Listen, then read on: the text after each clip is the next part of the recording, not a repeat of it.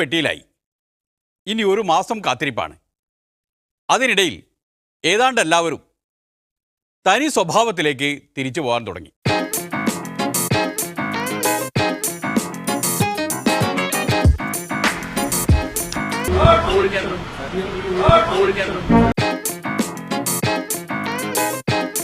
നല്ല വിജയപ്രതീക്ഷയാണ് UDF-നുള്ളത്.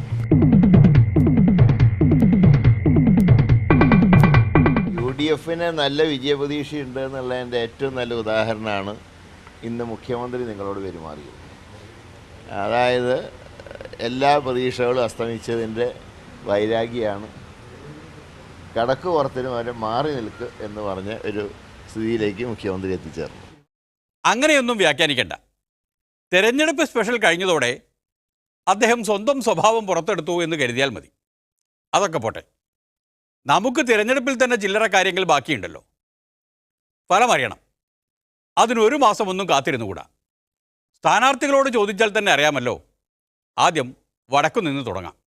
ഈ തെരഞ്ഞെടുപ്പ് 2019 തെരഞ്ഞെടുപ്പ് എല്ലാ അർത്ഥത്തിലും UDF-ന് അനുകൂലമാണ്. കാരണത്തിൽ ഒന്ന്, നരേന്ദ്രമോദി ഇന്ത്യയുടെ ഭരണത്തിൽ നിന്ന് മാറണമെന്ന് കേരളത്തിലെ മുഴുവൻ ന്യൂനപക്ഷങ്ങളും ആഗ്രഹിക്കുന്ന ഒരു തെരഞ്ഞെടുപ്പ്.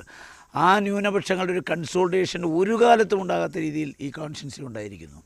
അത് പയ്യന്നൂരുമുണ്ട്, തൃക്കരിപ്പൂരുമുണ്ട്, ഈ പറയപ്പെടുന്ന കല്യാശ്ശേരിയിലുണ്ട്. അപ്പോൾ ആ ന്യൂനപക്ഷങ്ങൾ ആർക്ക് വോട്ട് ചെയ്തു എന്ന് ആർക്ക് പറയാൻ പറ്റും? അപ്പോൾ ന്യൂനപക്ഷ കൺസോൾട്ടിങ് ചരിത്രത്തിലൊരിക്കലും ഉണ്ടാകാത്ത രീതിയിൽ ഉണ്ടായിരിക്കുന്നു. മാത്രമല്ല, ഈ തെരഞ്ഞെടുപ്പിൽ വ്യാപകമായി ഈ VVPAT അതുപോലെ തന്നെ വോട്ടിംഗ് മെഷീനുകളും 2-3 മണിക്കൂറുകൾ 3-3.5 മണിക്കൂർ പോയിട്ട് വോട്ടേഴ്സ് പലയിടത്തും കുഴഞ്ഞു വീണിട്ട് പോലും പർദ്ദ എന്ന ഏറ്റവും കൂടുതൽ ചൂട് അബ്സോർവ് ചെയ്യുന്ന വേഷം കറുപ്പാണ്. ആ കറുത്ത പർദ്ദയുമായി വന്ന ആളുകൾ ഈ എരിയുന്ന വെയിലത്ത് ഈ ചൂട് മൊത്തം സഹിച്ചിട്ട് അവരാരും മടങ്ങിപ്പോകാതെ അവിടെ നിന്നത് അവർക്കൊരു ഇൻറ്റൻഷനുണ്ട്. ഈ തെരഞ്ഞെടുപ്പിൽ വോട്ട് ചെയ്യുന്ന എന്തിനു വേണ്ടിയാണെന്ന് അവർക്കറിയാം. അതുകൊണ്ട് ഈ കല്യാശ്ശേരിയിലും പയ്യന്നൂരിലും ഈ ഇടതുപക്ഷങ്ങൾക്ക് ആധിപത്യമുള്ള സ്ഥലത്ത് നടന്നിരിക്കുന്ന മുഴുവൻ വോട്ടിങ്ങിലും ന്യൂനപക്ഷങ്ങൾ ഞങ്ങൾക്ക് അനുകൂലമായിട്ടാണ് വോട്ട് ചെയ്തിരിക്കുന്നത്. അതാണ് കാസർകോട്ടെ UDF സ്ഥാനാർത്ഥിയുടെ വിലയിരുത്തൽ. ഇനിയിപ്പോൾ അതുകൊണ്ടായിരിക്കുമോ പോളിംഗ് ശതമാനം കൂടിയത്? ആ പോളിംഗ് ശതമാനം പരിശോധിച്ചാൽ LDF-ൻ്റെ കേന്ദ്രങ്ങളിലാണ് കനത്ത പോളിംഗ് ഉണ്ടായത്. UDF-ൻ്റെ സ്വാധീന കേന്ദ്രമായ BJP സ്വാധീന കേന്ദ്രം കാസർഗോഡ്, മഞ്ചേശ്വരം മണ്ഡലങ്ങളിൽ പോളിംഗ് ശതമാനം കുറവാണ്.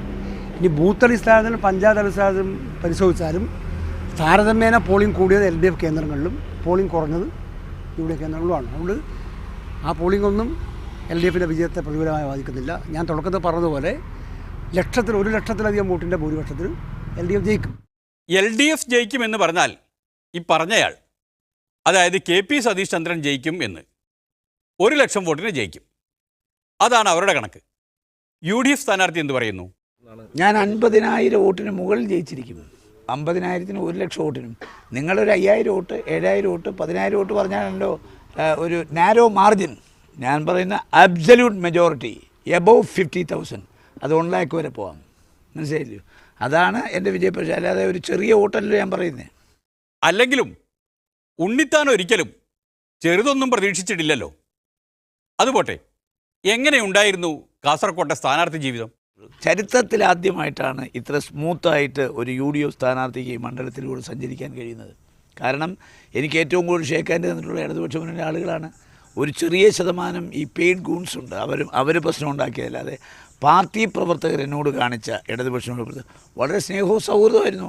അപ്പോൾ അവർക്കും ഒരു മാറ്റം വേണം. എന്നാൽ പരസ്യമായി പ്രകടിപ്പിച്ചാൽ ചന്ദ്രശേഖരൻ്റെ അനുഭവം വരുമെന്നുള്ള പേടിയകത്തുണ്ട്. അപ്പോൾ ഒരു നല്ല ചേഞ്ച് തൃക്കരിപ്പൂരിലും പയ്യന്നൂരിലും അതുപോലെ തന്നെ കല്യാശ്ശേരിയിലും ഞങ്ങൾ പ്രതീക്ഷിക്കുന്നു. ഈ UDF സ്ഥാനാർത്ഥി പറഞ്ഞു വരുന്നത് LDF സ്ഥാനാർത്ഥിക്ക് മനസ്സിലാവുന്നുണ്ടല്ലോ അല്ലേ? മാർക്സിസ്റ്റ് വോട്ട് ചോർന്നു കിട്ടുമെന്നാണ് ഉണ്ണിത്താൻ പറയുന്നത്.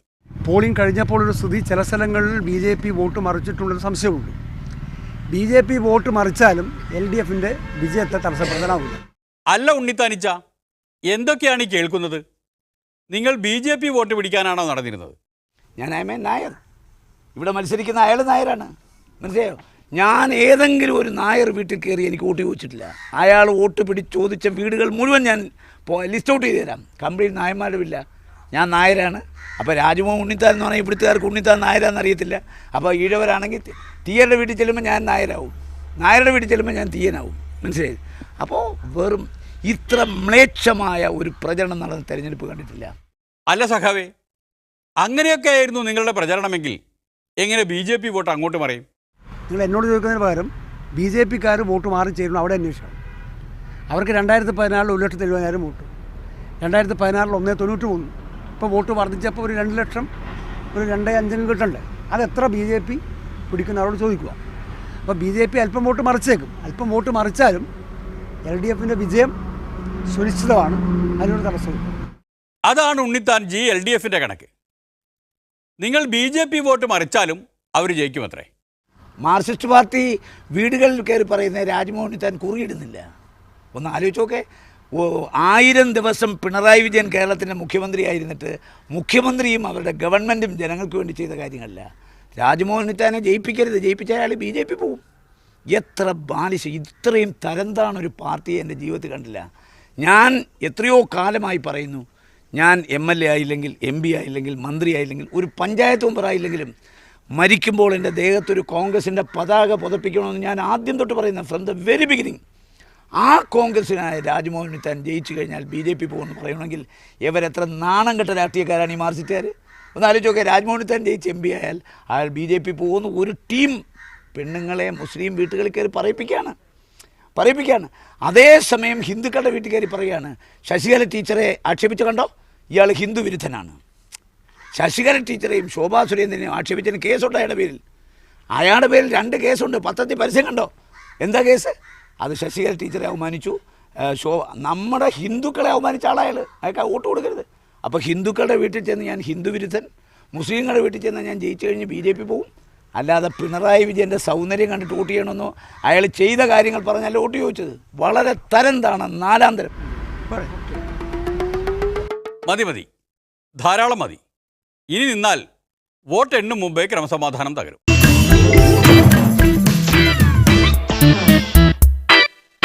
ഇനി കണ്ണൂർ. അവിടെയും ഇതൊക്കെ തന്നെയാണ് തിരക്കഥ. അഭിനേതാക്കളെ മാറുന്നുള്ളൂ.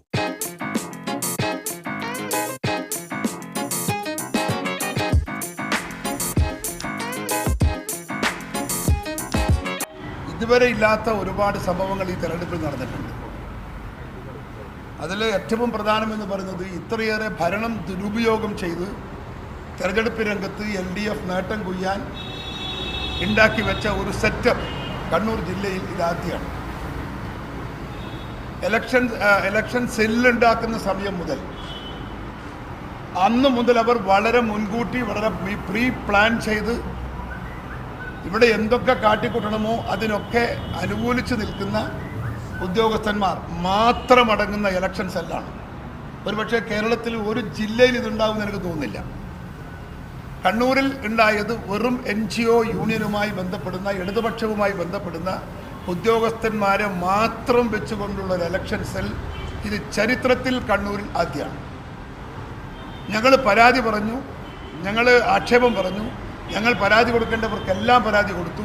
പക്ഷേ ഒരു തലത്തിൽ നിന്നും അതിന് നമുക്ക് നീതി കിട്ടിയില്ല എന്നാണ് സത്യം. മാത്രമല്ല, അതിന് ശേഷം നടന്ന എല്ലാ പ്രക്രിയയിലും ഇടതുപക്ഷ ഈ ഇലക്ഷൻ പ്രോസസ്സുമായി ബന്ധപ്പെടുന്ന മുഴുവൻ ഉദ്യോഗസ്ഥന്മാരും ഇടതുപക്ഷ അനുഭാവികളെ മാത്രം വെച്ചുകൊണ്ടാണ് ഗവൺമെൻറ് മുമ്പോട്ട് പോയത്.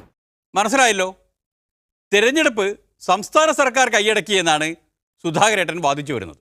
മുഖ്യമന്ത്രിയുടെ സ്വന്തം നിയോജക മണ്ഡലത്തിൽ രണ്ട് അംഗൻവാടി, അവിടെ 10:15 മണിക്കാണ് പോളിംഗ് തീരുന്നത്. 10:15 മണിക്ക് UDFിൻ്റെ ഏജന്റന്മാർ ഒപ്പുകൊടുക്കാതെ ഇതിനകത്ത് സിഗ്നേച്ചർ ചെയ്യാതെ മടങ്ങി അവിടെ നിന്ന് കള്ളവോട്ട് നോക്കി, കള്ളവോട്ട് ചെക്ക് ചെയ്ത്, ബൂത്തിൽ നിന്ന് കള്ളവോട്ട് ഫോൺ ചെയ്ത് വിളിച്ച് ചോദിച്ച് ചെക്ക് ചെയ്യാണ്.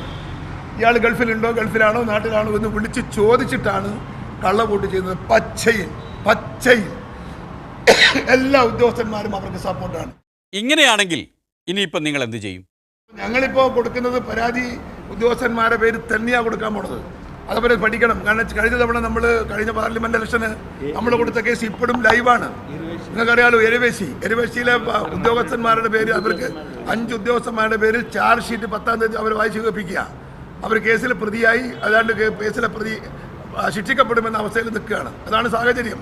അതുകൊണ്ട് അതൊരു മോഡലാക്കി നമ്മൾ പരമാവധി ഈ ബൂത്തുകളിൽ കള്ളവോട്ട് നടന്ന ബൂത്തുകളിലെ ഉദ്യോഗസ്ഥന്മാർക്കെതിരെ തന്നെയാണ് നമ്മുടെ കേസ്. അതൊക്കെയാണ് കണ്ണൂരിലെ UDF സ്ഥാനാർത്ഥിയുടെ വാദങ്ങൾ. അവിടെ തെരഞ്ഞെടുപ്പ് സർക്കാർ രാഞ്ചി, ആകെ മൊത്തം കള്ളവോട്ടായിരുന്നു. അങ്ങനെയൊക്കെയാണ് ടീച്ചറെ കഥ. 1.5 മാസക്കാലത്തെ തെരഞ്ഞെടുപ്പ് പ്രചാരണ പ്രവർത്തനങ്ങൾക്കിടയിൽ പ്രകോപനമുണ്ടാക്കാൻ UDFും ലീഗും പല കേന്ദ്രങ്ങളിലും അവരുടെ പോക്കറ്റുകളിൽ ശ്രമിച്ചിരുന്നു. പക്ഷേ വളരെയധികം ആത്മസംയമനത്തോടുകൂടിയാണ് ഈ 1.5 മാസക്കാലം LDFിൻ്റെ പ്രവർത്തകരും നേതാക്കളും ഈ തെരഞ്ഞെടുപ്പിനെ പ്രചാരണ രംഗത്ത് തെരഞ്ഞെടുപ്പുമായി ബന്ധപ്പെട്ടുകൊണ്ട് പ്രചരണം നടത്തിയിട്ടുള്ളത്.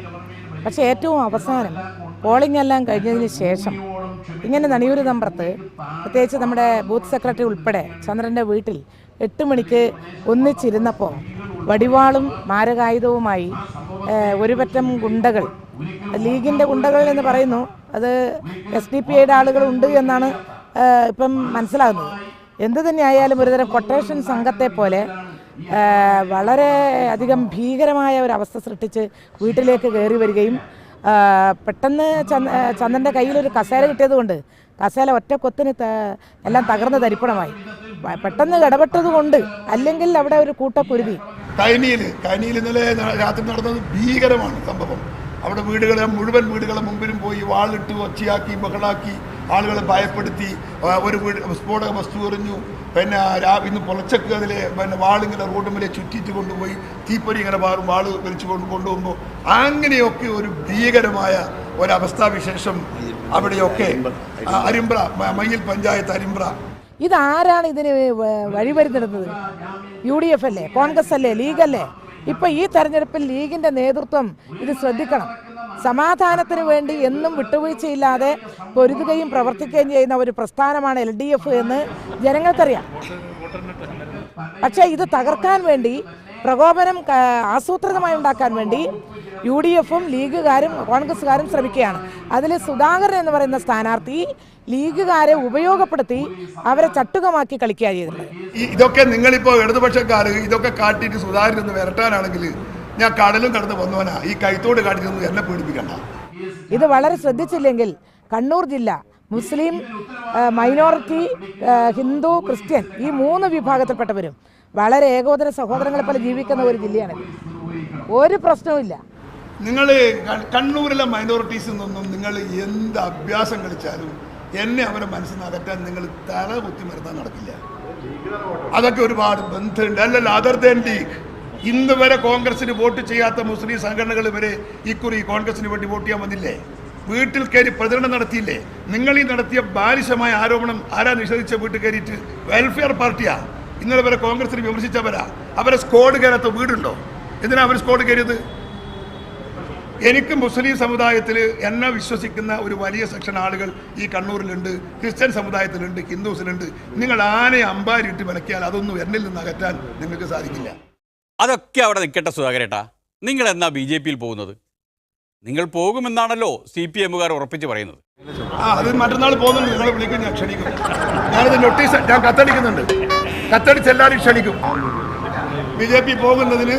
BJP പോകുന്നതിന് മുഹൂർത്തം നോക്കി ഡേറ്റ് ഫിക്സ് ചെയ്തിട്ട് നിങ്ങൾക്ക് കത്തടിച്ച് എല്ലാവരും ഞാൻ ക്ഷണിക്കുന്നുണ്ട്. എല്ലാവരും പങ്കെടുത്താൽ എന്നാ പോട്ടെ. കണ്ണൂരിൽ എത്രയായിരിക്കും UDFന്റെ ഭൂരിപക്ഷം? അത് കണക്കെടുക്കാതെ പറയാൻ കഴിയില്ലല്ലോ. അതുകൊണ്ടാണ് ഞാൻ പറഞ്ഞത് അത് കണക്കെടുക്കാൻ ഒരു 2 ദിവസം പിടിക്കും. അത്ഭുതപ്പെടുത്തുന്ന ഭൂരിപക്ഷം ഉണ്ടോ? ജയിച്ചിരിക്കുമെന്ന് പറഞ്ഞത് അബ്ദുൽ ഖാദർ മൗലവിയാണ്, ലീഗിൻ്റെ ജില്ലാ പ്രസിഡന്റ്. അത്ഭുതപ്പെടുത്തുന്ന ഭൂരിപക്ഷം പ്രവചിച്ചത് DCC പ്രസിഡന്റാണ്. അവരുടെ വിശ്വാസം അവരെ രക്ഷിക്കട്ടെ.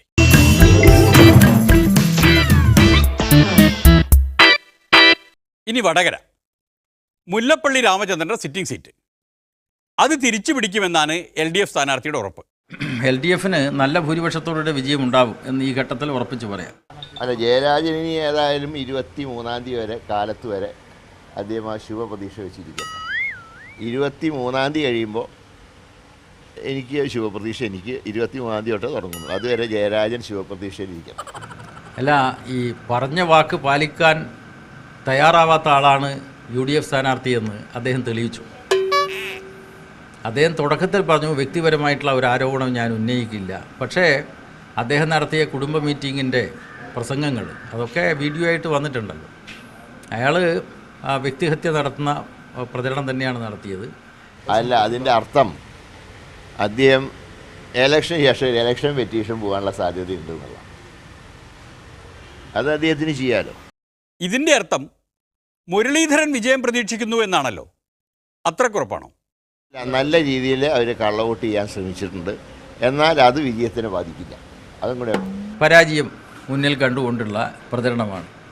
ഏതൊക്കെ കാലത്ത് കോൺഗ്രസ്സിന് പരാജയബോധം ഉണ്ടായിട്ടുണ്ടോ അപ്പോഴൊക്കെ കള്ളവോട്ട് എന്ന് ആക്ഷേപിച്ചുകൊണ്ടിരിക്കും. അത് സ്ഥിരം പരിപാടിയാണ്, അതിലൊന്നും വലിയ കാര്യമില്ല. ഒരു കാര്യം മനസ്സിലാക്കേണ്ടത്, വോട്ടിംഗ് മെഷീൻ്റെ തകരാറിന് പുറമെ അത് ഇന്ത്യ മുഴുവൻ ഉണ്ടായിരുന്നു ആ ഒരു പ്രവണത വോട്ടിംഗ് മെഷീൻ്റെ. എന്നാൽ ഇത് പ്രവർത്തിപ്പിക്കാൻ അറിഞ്ഞുകൂടാത്ത ഉദ്യോഗസ്ഥന്മാർ വെച്ചിട്ടുണ്ട്. അപ്പോൾ അത് സ്റ്റേറ്റ് ഗവൺമെൻറ്റിൽ വയ്ക്കുന്നു. പലർക്കും ഇതെങ്ങനെ പ്രവർത്തിപ്പിക്കണം എന്ന് അറിഞ്ഞുകൂടാ. ഉദാഹരണം പറഞ്ഞാൽ, ഇന്നലെ പുതുപ്പണം പ്രദേശമടങ്ങിയ ബൂത്തിൽ പ്രിസൈഡിങ് ഓഫീസർക്ക് എങ്ങനെ മിഷൻ പ്രവർത്തിപ്പിക്കണം എന്ന് പോലും അറിയില്ല. ഞങ്ങളിപ്പോൾ അതിൻ്റെയൊക്കെ വിശദമായിട്ടൊരു കംപ്ലയിൻറ്റ് തയ്യാറാക്കി ഇലക്ഷൻ കമ്മീഷൻ സമർപ്പിക്കുന്നു. അതൊക്കെ വിട്, കമ്മീഷനെ വിട്, കണക്ക് പറ. മുരളീധരൻ വിജയിക്കുമെന്ന് ഉറപ്പിക്കുന്നത് എന്തുകൊണ്ടാണ്? അല്ല, അതിൽ BJPക്ക് ഇവിടെ സ്ഥാനാർത്ഥിയുണ്ട്. മുമ്പ് കോലീബി സഖ്യം ഉണ്ടായപ്പോൾ അവർക്ക് BJPക്ക് സ്ഥാനാർത്ഥി ഉണ്ടായിരുന്നില്ല. ഇപ്പോൾ BJP സ്ഥാനാർത്ഥിയെ നിർത്തിയിട്ടുണ്ടെങ്കിലും BJP അനുഭാവികളുടെ വോട്ടുകൾ കൈപ്പത്തി ചിഹ്നത്തിൽ കുത്തിക്കുന്നതിന് വേണ്ടി കോൺഗ്രസ് നടത്തിയിട്ടുള്ള ഗൂഢപദ്ധതിയാണ് വെളിച്ചത്ത് വന്നിട്ടുള്ളത്. അതാണ് ഞങ്ങൾ പരസ്യമായി പറഞ്ഞിട്ടുള്ളത്. കാരണം അവരുടെ പ്രചരണ രീതി നോക്കൂ നിങ്ങൾ. ദേശീയ രാഷ്ട്രീയ വിഷയമാണ് ഈ തെരഞ്ഞെടുപ്പിലെ മുഖ്യമായിട്ടുള്ള അജണ്ട. മോദി ഭരണത്തെ പുറത്താക്കലാണ്. പക്ഷേ കോൺഗ്രസിൻ്റെ പ്രചരണ സംവിധാനങ്ങളൊക്കെ അക്രമ രാഷ്ട്രീയം, ഇവിടുത്തെ LDF സ്ഥാനാർത്ഥി കൊലയാളിയാണ് എന്നൊക്കെയുള്ള പ്രചരണങ്ങളാണ് അവർ നടത്തിയത്. വ്യാജ പ്രചരണങ്ങൾ നടത്തിയിട്ടുണ്ട്. അപ്പോൾ യഥാർത്ഥത്തിൽ അത്തരത്തിൽ ആക്രമിക്കപ്പെട്ട ഒരാളെ, വെട്ടിക്കൊല്ലാൻ ശ്രമിച്ച ഒരാളെ, അയാളെ കൊലപാതകയായിട്ട് ചിത്രീകരിച്ചുകൊണ്ടുള്ള പ്രചരണം RSS BJPയെ പ്രീതിപ്പെടുത്താനാണ്.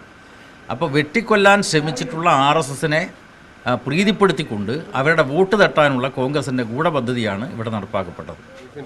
അല്ല, അദ്ദേഹത്തിൻ്റെ കൂടാരത്തിലെ വോട്ടുകളുടെ സ്ഥിതി എന്തായിരിക്കും എന്നുള്ളത് മെയ് 23 കഴിഞ്ഞാൽ ഞാൻ പറയാം. മെയ് 23 കഴിഞ്ഞാലും വടകരയിൽ മനുഷ്യർക്ക് ജീവിക്കാൻ സാധിക്കണേ എന്ന് പ്രാർത്ഥിച്ചുകൊണ്ട് ഈ കണക്കെടുപ്പ് ഇവിടെ നിർത്തുകയാണ്. നന്ദി, നമസ്കാരം.